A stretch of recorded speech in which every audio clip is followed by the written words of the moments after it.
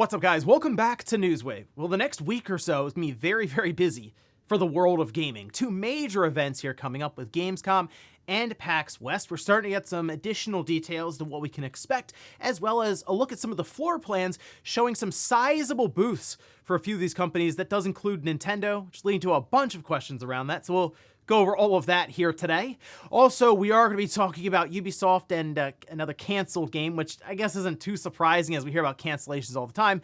This one, though, might hit home for a certain fan base. And there was word going around that Fairgames was canceled at Sony. A ton of confusion. Well, now we have some clarification around that, and we'll see what they have to say. So if you guys enjoy these videos, make sure you hit that like button. Helps out a ton. And if you're new here to the Spawnwave channel, make sure you subscribe down below. And of course, members for the channel do get Newswave early. If you would like to learn more about that, click the join button or link in the description down below. And we're going to start today with Masahiro Sakurai and Kirby Air Riders, which is one of the 3 games they're waiting to hear from Nintendo about, as it is slated for 2025. Well, we did have this was posted by Sakurai over on his official account, where he says it doesn't matter to most people, but today Sora Co. Limited is celebrating its 20th anniversary. That's a long time. Thank you for your continued support. The new game Kirby Air Rider hasn't even shown gameplay footage yet, but I think we'll be able to share some information soon. Please wait, and I would certainly hope so. We're a couple weeks away from September, which is kind of when the holiday shopping season starts up a bit. That's kind of like the early holiday shopping season, but people do start thinking about it in September. So you'd like to think that some of these big games from Nintendo to help push the Switch 2 through the holiday season and keep interest and excitement up for it would start to be discussed here soon. Like I said, September with the Direct, that all lines up, and I have to figure Kirby Air Riders will be there front and center, as I kind of think that's the next game out of those 3, with Age of Imprisonment, Metroid Prime 4, and Kirby Air Riders to be coming out. Also, we did get some information around Dragon Ball Sparking Zero on the Switch and Switch 2. With frame rate and resolution, which, let's take a look. This is over on Go Nintendo. This is being pulled directly from Bandai Namco's website, where they had almost like a chart to kind of go over a lot of this information. And all right, so the Switch 1, 720p docked, 480p handheld, 30 FPS, and then the menus may drop to 24 FPS. Okay, then the Switch 2, 810p docked or portable, uses dynamic resolution, 30 FPS. HDR is supported, but 30 FPS at 810p docked or portable. I had to like double take at that. 30 FPS, 810p. That doesn't necessarily line up for what I was expecting. It seems to be the case for basically everyone. This port does not sound great on paper. And that's because 30 FPS with a game like Dragon Ball Sparking Zero is just not going to be a good experience. And then you kind of look back to, okay, well, the Switch 1 version, 30 FPS at 720p docked, and then but 810p, 30 FPS on the Switch 2. Something there just isn't lining up. So I don't know what happened here with Bandai Namco. I'm not sure if they're using some other company to port the game over. Spike Chunsoft was who developed the game for the PS5 and the Xbox Series originally. I don't know if they're doing the port here. So who knows what this is all about exactly. Maybe a patch comes down the line that fixes some of the performance, but right now, this does not sound like a great port of the game over to the Switch 2. To me, it's shocking that it runs on the Switch 1, but then you line it up to the Switch 2 and it doesn't really make sense. Oh, and here's a very strange headline. This is over on Eurogamer. They say animal rights group PETA calls for Nintendo to remove cow's cruel nose ring. We know Mario Kart World is just a game, and that's exactly why the cows... No, that is the headline. It says PETA said no real-world cow would sport cow's goofy grin if they were forced to wear a ring. So, okay, hold on. We don't actually know that. So we haven't really seen a cow in real life ride on a motorcycle, doing flips, and then grinding across power lines and go flying, eating mushrooms. And I think we need to get that data before we can definitively say this. I mean, look, it's PETA. They do this kind of stuff all the time, mostly to get attention. And here they are in this video, so I guess in that case, it worked, but I think we'll stop there and move on. And guys, with some of the quick news out of the way, let's get into the bigger stuff. Let's start right away with some major events that are coming up in the next 10 days or so. All right, that includes Gamescom and PAX West. Now, Gamescom is up this week, and we have opening night live that'll take place tomorrow. That'll be in the afternoon on the East Coast, 2 p.m. And then on the West Coast, that'll be 11 a.m. Now over in Germany, it'll be later on in the evening. So I actually like how this lines up, so I just can kind of check it out during the afternoon, have all the notes together and stuff ready for you guys for the next day in Newswave. But there is some more information coming up, and there's a lot of expectations now around this event, especially on Microsoft's side, but also somewhat there on Nintendo's side. So for example, we could take a look here. Asus is teasing another announcement. Now, we do expect them to have the release date and pricing for that ROG Xbox Ally handheld. We kind of have an idea for it, but we'll get it officially here when they make that announcement. But they do appear to have a controller. It says, from material to a new form of power, something extraordinary is coming. Get ready to experience the future of gaming at ROG Gamescom 2025. And I mean, the quick teaser trailer just shows that. I mean, it looks like an Xbox controller. I'm not really sure what they are really going to have here that would make it extraordinary. Maybe this has direct-to-cloud connections, so that's something Microsoft has been kind of discussing in some of the ideas around what could be next for a controller. So you bypass, say, a console, and you'll just connect directly to their cloud so you can get lower latency when playing cloud-based games, but also being able to go between different rooms and devices and stuff is a bit easier. They could also have advanced haptic feedback in there, gyro. I mean, there's a lot of possibilities. Or it's just another Asus branded controller that works with the Xbox. Now, because of Opening Night Live and such a large Microsoft presence, you could also see another first-party game, maybe from Microsoft, go over to PlayStation or Switch 2. That Halo game is kind of still floating around out there. It's possible it could be that, or just another port from their large back catalog of games that maybe could make the jump to either of those. We did get word around Call of Duty Black Ops 7. It's now expected for November 14th. This all according to Bill over on Twitter X, with the standard edition coming in at $70. So Microsoft is not making the move with Call of Duty to $80. There is still a Vault edition at $100. So I mean, they're technically still getting a lot of money for the game, even though they're backing off of that baseline $80 price point. And we also found out, at least according to Bill at this time, no Call of Duty Black Ops 7 on the Switch 2 at launch.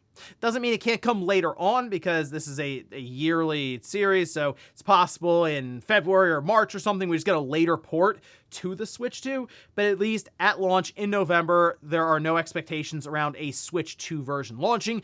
This didn't go over great online because people are wondering if, okay, did Microsoft lie with that agreement they had? No, I just don't necessarily think they had, say, the dev kits in the office or enough of them, or were able to get the development process done in time for the release this year, because it is on the Xbox, or it is on the Xbox One and the PlayStation 4. So you figure it would work fine on the Switch 2. So I don't think it has anything to do other than the development schedules didn't necessarily line up for this year. Microsoft will have more than 20 playable games at their booth. Some of the big ones obviously being Outer Worlds 2, Ninja Gaiden 4. I'm really interested to see how that goes after the previews, with more and more people having hands-on time with that one.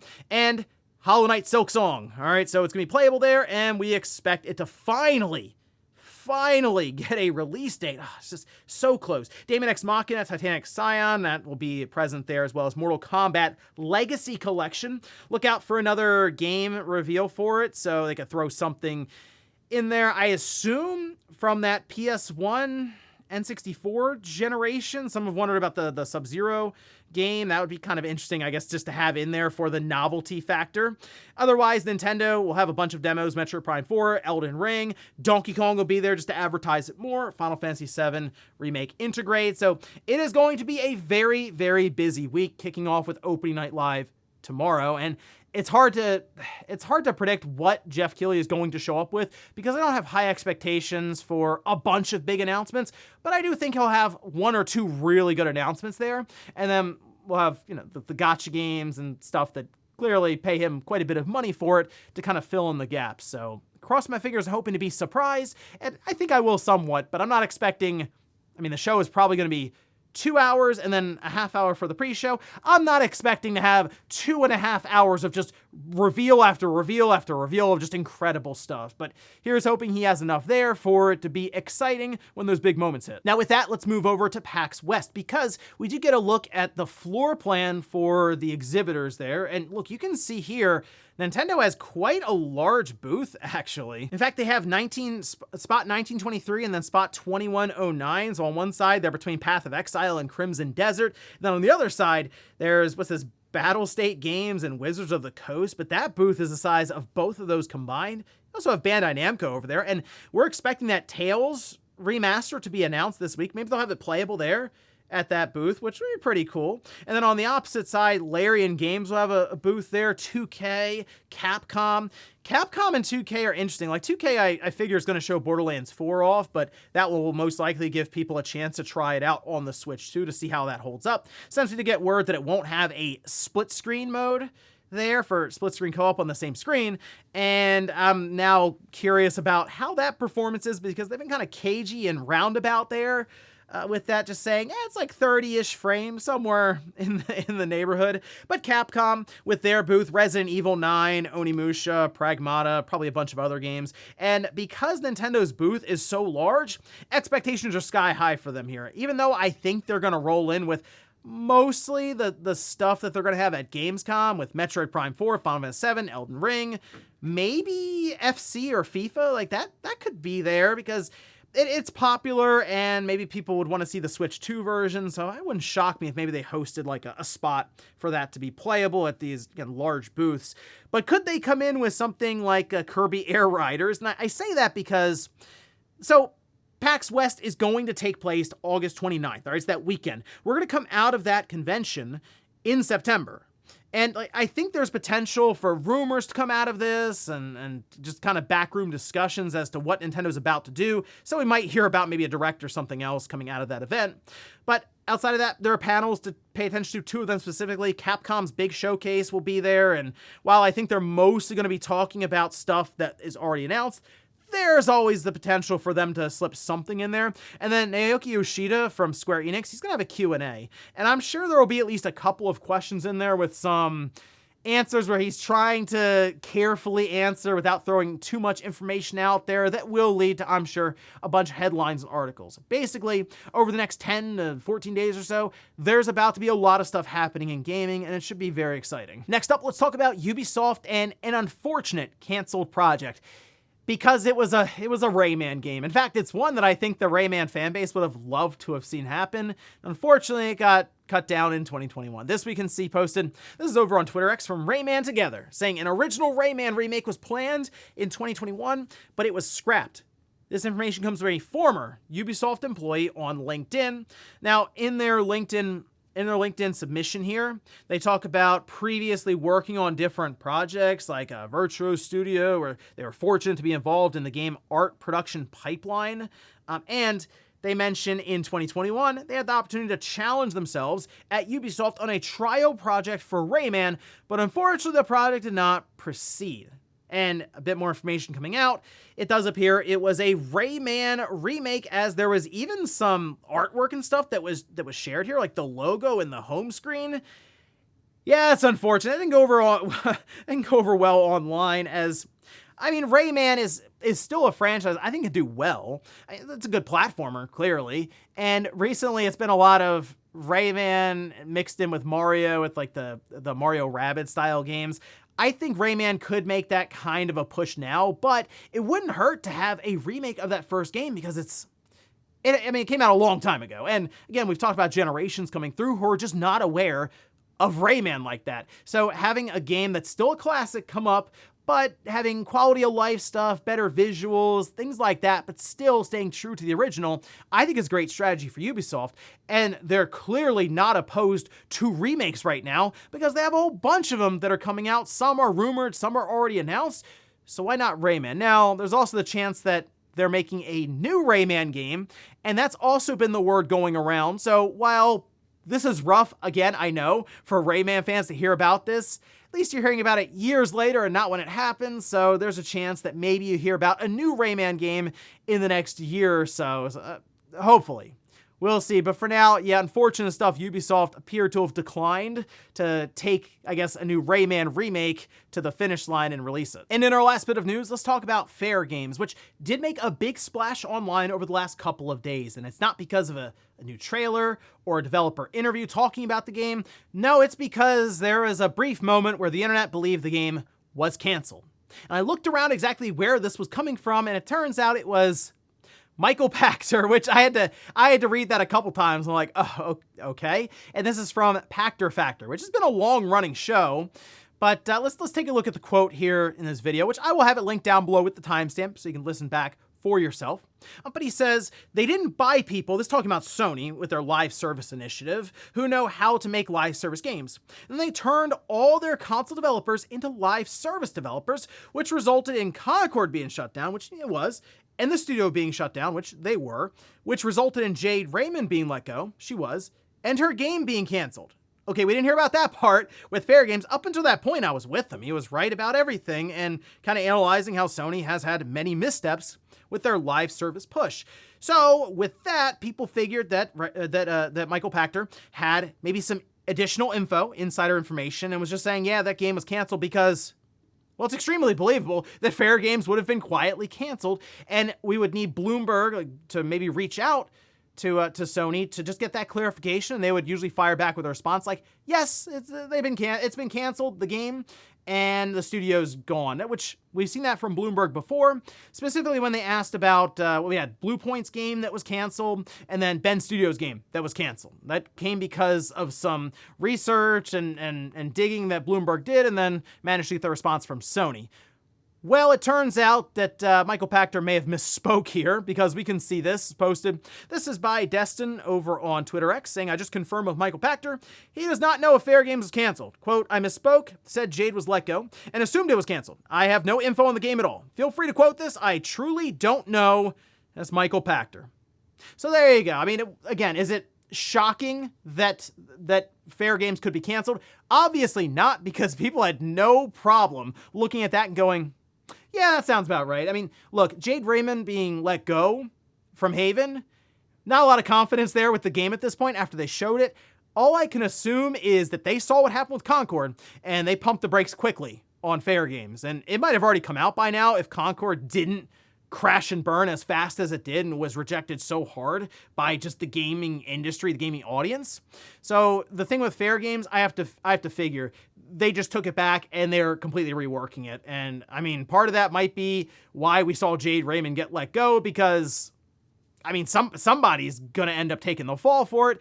And I guess it was her, although she's had a legendary run in the gaming industry where she makes studios, sells it. Before that, though, she gets hired on by Google, Stadia, that last couple of years. Then she gets her exit there. She's kind of just made the rounds in the gaming industry and collected a lot of money at these different places without really releasing a game. And so I guess we'll see how Fairgames comes out, but even then, she wouldn't really be attributed to it much because she left, and it seems like maybe it was even rebooted internally. But they must have some form of confidence in Fairgames if they're going this far with it after seeing them, I mean, just cancel games left and right there for a while, especially in the live service department. And before we go to the comments of the day, we'll take a look at the poll that I posted up yesterday, where I ask, do you want to see Nintendo try a dual screen system again in the future and design new games around it? 53% say yes, 47% say no. There was discussion around a patent getting updated recently, and it was really just an update for the patent, which on its own doesn't even describe the Switch 2. It describes some other system that maybe Nintendo was playing around with in R&D. I compared them. I didn't really think there was a lot there necessarily to go over, but the idea around the dual screen setup was enough to start a whole conversation there, and people, I think, like the unique idea of it. But I do wonder if people like it enough to make it Nintendo's primary way to develop games with this two-screen approach. I'm not sure, all right? Like, because then it would be a whole thing around docking the system to play on the TV. I think it worked better when Nintendo just had a handheld, but then also had the home console. Now them being merged together, I don't think they can play around with those ideas as much, maybe with add-ons and stuff, but even then, it's not like the primary way for them to create games, and bring in third parties with that is a whole other thing as well. And we'll finish up with the comment of the day, as you're seeing here. This is from Astral Colors, who says, there's actually 2 Tales of games stuck on the PS3. Let's not forget the possibility of Tales of Xillia 2 being bundled together with it like Dawn of the New World in the Symphonia remaster, which would greatly enhance the value of this remaster, as both were really great games. Yeah, okay, so there is Tales of Xillia 1 and then 2. I kind of figure the way Bandai is rolling right now, they may see those as two separate releases because they're doing this whole remaster project or initiative where they're just remastering a bunch of Tales games, and that might just be another follow-up for them.